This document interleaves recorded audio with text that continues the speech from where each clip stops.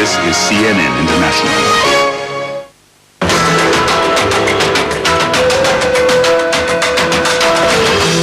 This week on Earth Matters, a Hollywood star takes on small-town Kentucky. Hello, Sheriff. I'm planting industrial hemp here. Hemp is considered marijuana, and marijuana is illegal. Industrial hemp. Is it a drug or an alternative form of farming? With Britain's handover of Hong Kong to China, many people are fearing for the territory's future. But some environmentalists say they're actually... Welcome back. A cash crop is causing a national drug debate with environmentalists on one side and law enforcement on the other. It all boils down to three little letters, THC. Peggy Knapp has this special report. Free at last from every mountain top. Free at last, let freedom ring. Free at last, the truth shall make us free. For months, Donna Cockrell has been fighting for her right to teach. My dream is to be what? A doctor. You want to be a doctor, you can do it. Our story begins with a seed. It was a witch hunt. It has been a witch hunt all year long. And grows into a drug controversy. All over a plant and the right to show it, sow it, and grow it. Hemp is a crop. It is not a drug. Hemp is considered marijuana, and marijuana is illegal. And this teacher's life will never be the same. You look like Woody Harrelson. Oh my God. It all began when actor Woody Harrelson came to Shelby County, Kentucky. We want to get industrial hemp legalized for farmers to grow. Everything I'm wearing is hemp. What do you know about industrial hemp? He invited the media along. Take it away, baby, now. Take it away, baby. How does this look? I'm relatively new at farming. He came to get arrested. It's a pick or a hoe? Don't you know the difference? Not for impersonating a farmer, Amen.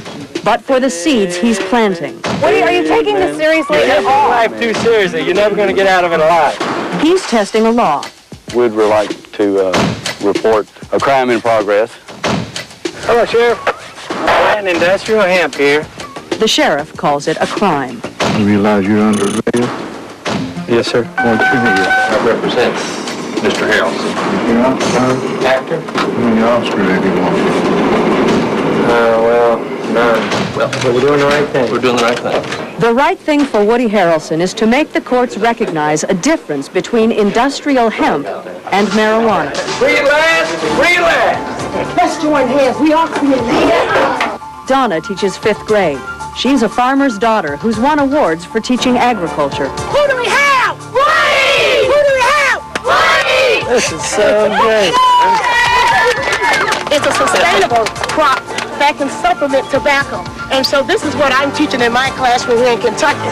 That if kids can be aware of both sides of the issues, then they can become decision makers and become citizens who enforce the law and also create the law-making body. Can you jump?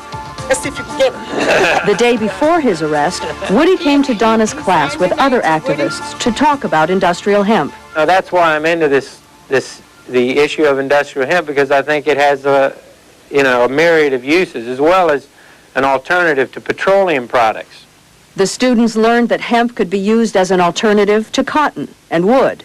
Everything I'm wearing is hemp. The possibilities for hemp are really endless, and of course the paper that you have there is made from hemp. And Woody chose Kentucky because of its history with hemp.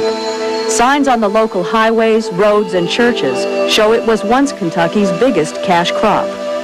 Kentucky was the nation's top hemp producer until the passage of the Marijuana Stamp Act in 1937. And during World War II, the U.S. government made this film. Hemp for mooring ships. Hemp for victory. But now it's all illegal, even the seeds. And that's what got Donna in trouble. Why were you so upset by this? Audrey Yeager is a Shelby County deputy sheriff. Well, for one thing, industrial hemp, or hemp, let's use hemp, is considered marijuana. And marijuana is illegal. But Audrey Yeager took it in our face that we were promoting dope. And I never promote dope to children. I have never done it in my life. And the hemp seeds that were passed around the classroom, they're drug-free. Activists say hemp and marijuana are as different as popcorn and corn whiskey. Same plant, different use. The critical difference is in the amount of THC, the chemicals that make marijuana a drug. It's marijuana. Any way you look at it, it's marijuana. These are pretty healthy plants. State Police Sergeant James Tipton has been putting his life on the line to fight drugs for 24 years. The crops that are grown are going to have high-grade marijuana mixed in with it. He believes industrial hemp would just make the drug grower's job easier. It would be a nightmare. I just don't believe it would work. They already move in on people's property and do this. Can you imagine what they would do if they had camouflage available to them? Low THC marijuana would be the best camouflage they could dream of. The two sides of the issue collided on the day of Woody's visit. Well, I don't understand. What do you mean? Graduation for DARE. We get a trophy for being drug-free. Donna's students were celebrating their graduation from a drug awareness program called DARE. Simpsonville Elementary Principal Bruce Slate declined to be interviewed, but did read from a prepared statement. I believe it is potentially confusing to the students to celebrate saying no to drugs on the same day that a group of people visit to promote hemp. I was upset with her bringing it into the classroom, and to me, I felt like she was trying to be sneaky about it because she knew it was not right. Audrey complained to the county sheriff. I'm a law officer. What am I supposed to do? Am I supposed to go around saying, yeah, that's great, hey man, let's get some hemp growing here? I disagree with it. Hemp hysteria grew. And they scandalized my name. They defamed my character. The county superintendent recommended the state board revoke Donna's license. The Shelby County school officials, and I do not disapprove of Ms. Cockrell teaching about hemp per se. Rather, we've been concerned about the methods Ms. Cockrell has used to present issues regarding hemp to her students. The school system has let me down. I feel like there's no more support in the community where I'm presently teaching. After months of wondering if she would lose her job, Donna finally got word that charges against her had been dropped. And I tell you what, since that time, I have become a pro-hemp activist. At least 3 states have passed legislation to do research on industrial hemp. At least 9 others, including Kentucky, have legislation pending. A national debate has come to small-town Kentucky. I'm not for industrial hemp, and I never will be, and I'm a farmer's daughter. I believe that all children should say no to drugs, but I want them to say yes to the truth. Woody's case is in state court after a lower court judge ruled that the definition of marijuana is overbroad. As hemp moves closer to its old Kentucky home, Donna says she'd like to join it in the history books. I have decided to run for state senator in Kentucky because I feel that I am the voice for all the grassroots organizations who are not being heard. This is just like the filing fee schedule, and for a state senator, it's $200. And I will take a stand. I won't shut up. It won't go away. I'm here to stay, and I'm going to always continue to talk about hemp, industrial hemp. For CNN Earth Matters, I'm Peggy Knapp. In the United States, clinics dispensing marijuana to the chronically sick and terminally ill are opening across California, despite strong objections from the federal government.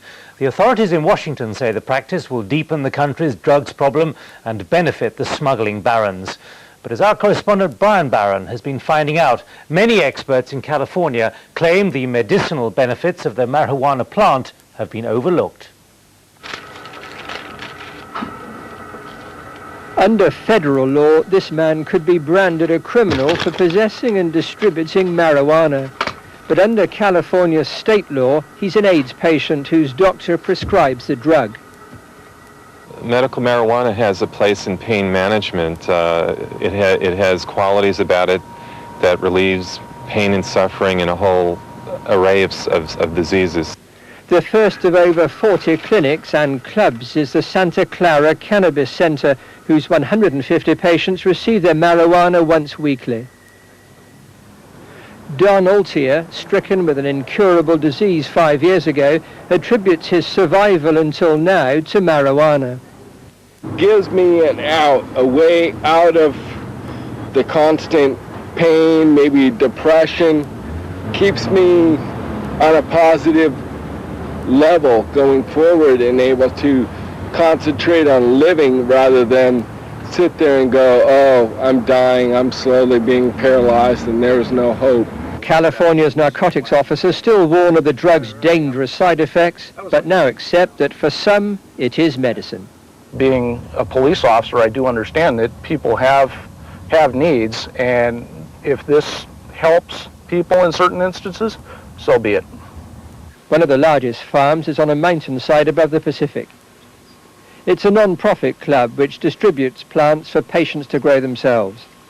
To be able to grow the plant and have a hand in your own healing, or in one's own healing, is greatly empowering and can be healing unto itself. Though California state now tolerates marijuana being grown for medical use, the federal authorities still say it's illegal.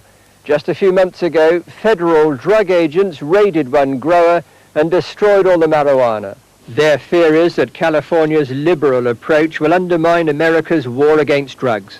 Brian Barron, BBC News, Northern California. A national newspaper's campaign to decriminalise cannabis has been labelled as irresponsible by the Home Secretary Jack Straw. The Independent on Sunday said it was hypocrisy to ban the drug while allowing the use of alcohol.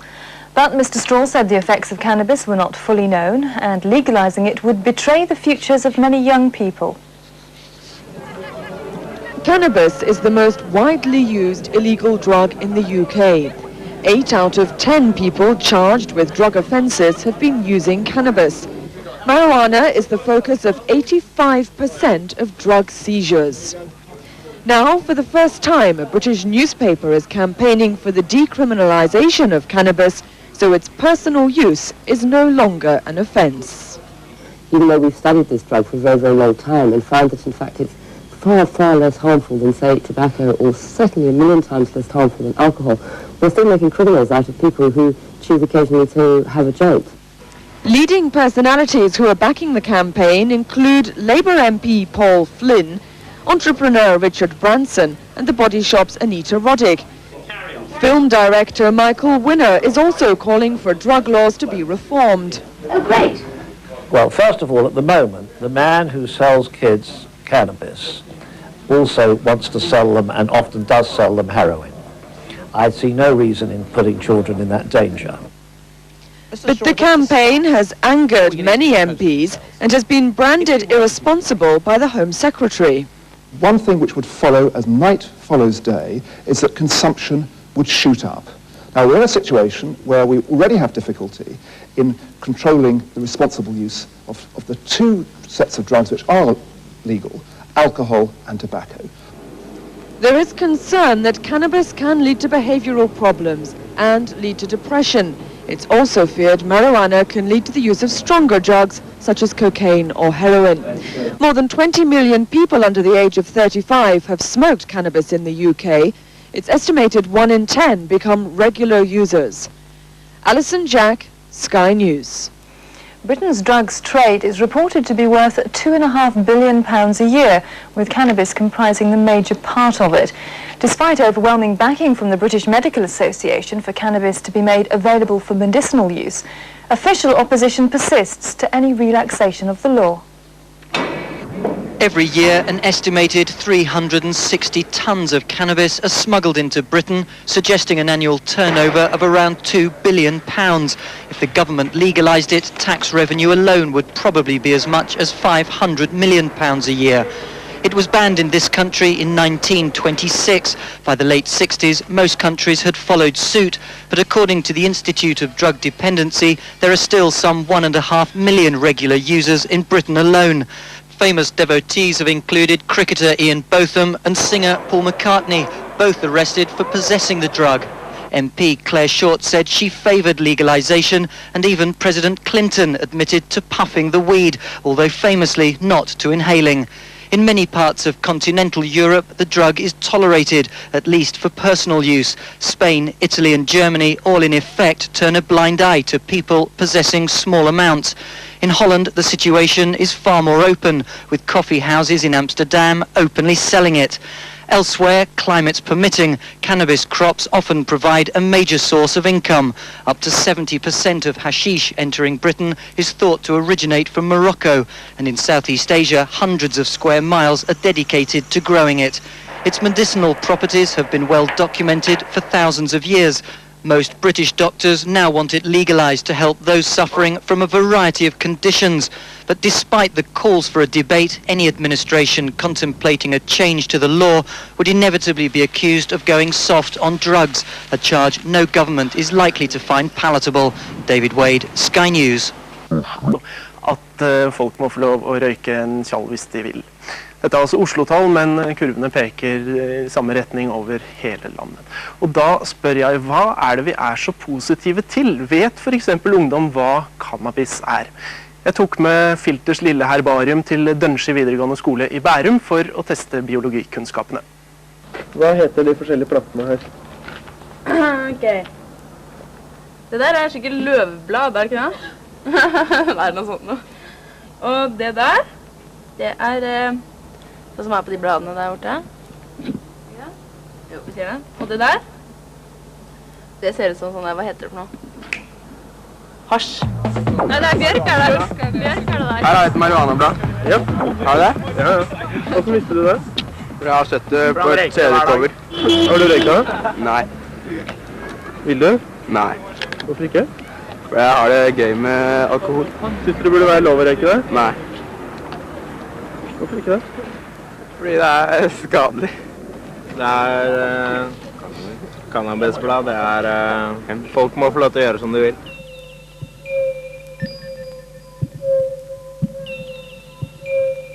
Men hasj og marihuana er dyrt. Så dyrt at mange plutselig er blitt gartnere. Cannabisgartnere.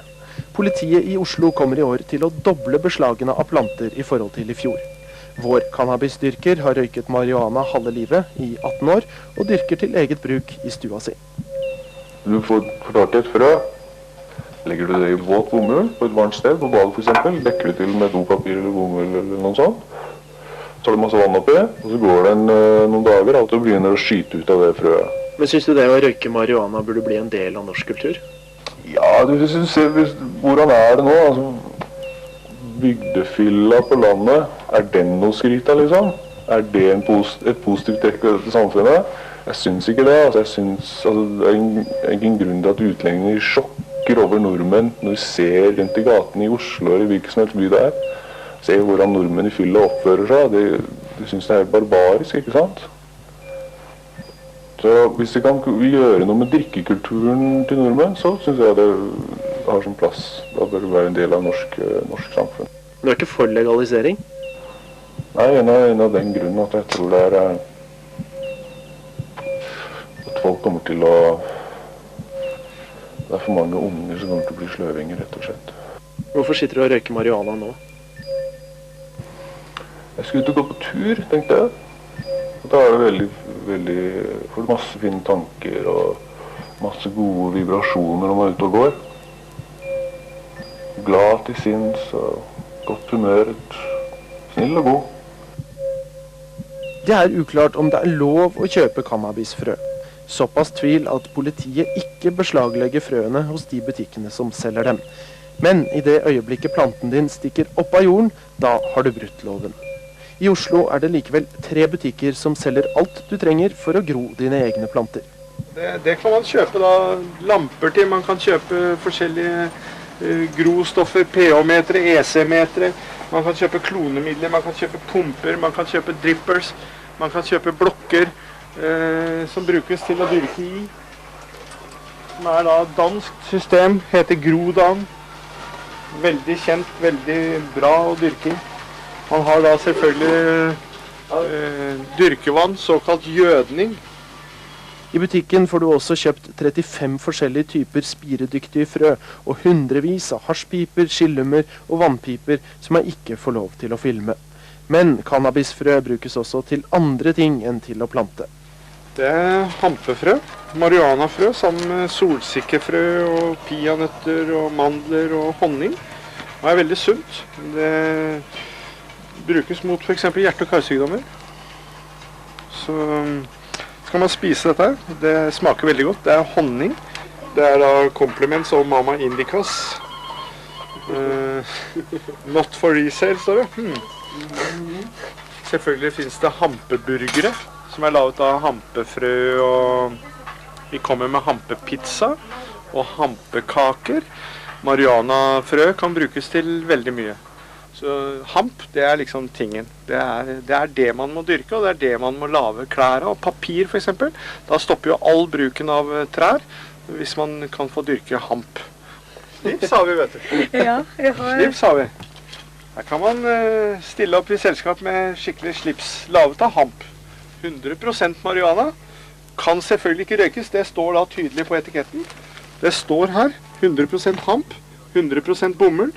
Må ikke røykes. Håndvaskes i 30 grader. LSD skal man jo være litt forsiktig med, spør du meg. Det er ikke akkurat noe man leker med. Derfor skal man ta det syntetisk. Plastikk sa du? Ja, vi har plastikk. Dette er en LSD-simulator. Hvis det er sol ute nå, så kan du få prøve den.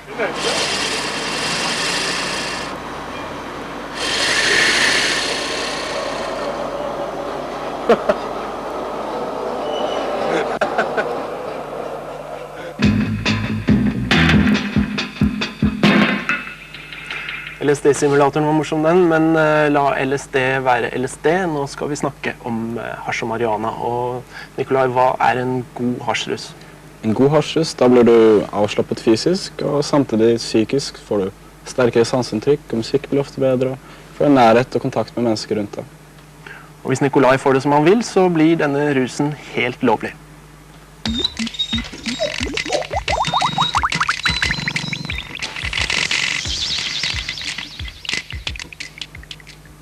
Røyker du mye selv, eller?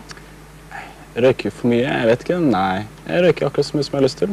Hvor mye er det? Tja, det varierer veldig. Det kommer an på sosiale sammenhengen, og det er mer samme. Om jeg jobber, eller om jeg har fritid. Og du er altså med i denne organisasjonen som heter Normal, Norsk organisasjon for revurdering av marihuana-lovgivningen. Ja, det stemmer det. Hva gjør dere for noe? Vi jobber for at det skal bli legalisert, at mennesker skal få lov til å røyke den hasjen de ønsker å røyke. At de ikke skal forfølge brukere, det er ikke noe poeng i. Og hvis du ønsker å dyrke hjemme, så må du få lov til å gjøre det. Og hvordan jobber dere? Vi samler medlemmer, vi har ca. 800 medlemmer over hele landet. Og ja, vi prøver å påvirke blant annet med å være sånn sted som dette her. Og skrive leseninnlegg og informasjonsmateriell og internett og lignende. Og hva skjer på møtene deres da? På møtene sitter vi og prater stort sett og planlegger det jeg skal gjøre. Men det er flat struktur, da vi gjør det vi har lyst til å gjøre. Det er vi flinke til å gjøre, det gjør vi. Og siden det er flat struktur, så er du her. Du er hverken leder eller talsperson eller noe sånt, men jeg er bare et vanlig medlem. En av medlemmene. Og dere vil altså legalisere hasj, marihuana og hampprodukter av medisinske, miljømessige, industrielle eller personlige årsaker, som det heter. Og hvis vi tar de personlige årsakene først, hvorfor vil du ha det legalisert? Så jeg kan få lov til å røyke selv, det synes jeg er greit, og så de jeg kjenner skal få lov til å røyke. Ja, det er ikke noe poeng å straffe disse menneskene, det er ikke noe poeng at politiet skal sløse ressursene sine på å forfølge mennesker som ikke skader andre i hele tatt, rett og slett. Hva er det som er så bra med marihuana da? Tja, det er min personlige valg at jeg ønsker å røyke hasj i stedet for å drikke alkohol, for eksempel. Synes du synd på hasjrøykerne? Nei, overhodet ikke. Det er ikke noe synd på mennesker som... Det er vanlige mennesker som har valgt et annet rusmiddel, rett og slett.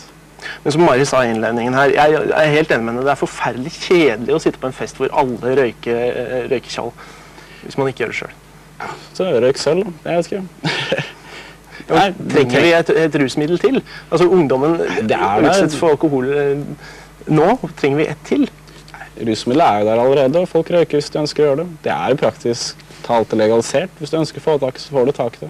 Det er bare spørsmål om vi skal gidde å sløse ressurser på å forfølge disse menneskene, som egentlig bare tilhører en annen kultur, rett og slett. Men dere mener at dette her også er miljøvennlig, og det betyr jo at dere er opptatt av hva bonden dyrker på jordene sine, virker det som.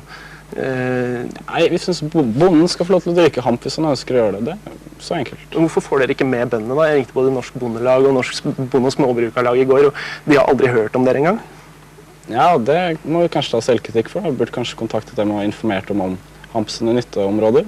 Men i EU for eksempel så er det jo lov, og det er en sterk vekstindustri også. Og medisinske årsaker. Hva er det som gjør en 19-åring veldig opptatt av medisin? Tja, det kan hjelpe de menneskene som kan brukes som medisin, og det burde være lovlig til det. Det klart, hvis syke mennesker har behov for medisin, så burde de få lov til det. Når blir det legalisert? Når det blir legalisert, forhåpentligvis i morgen, jeg vet ikke, nei, par år tror jeg. Par år. Takk for at du kom.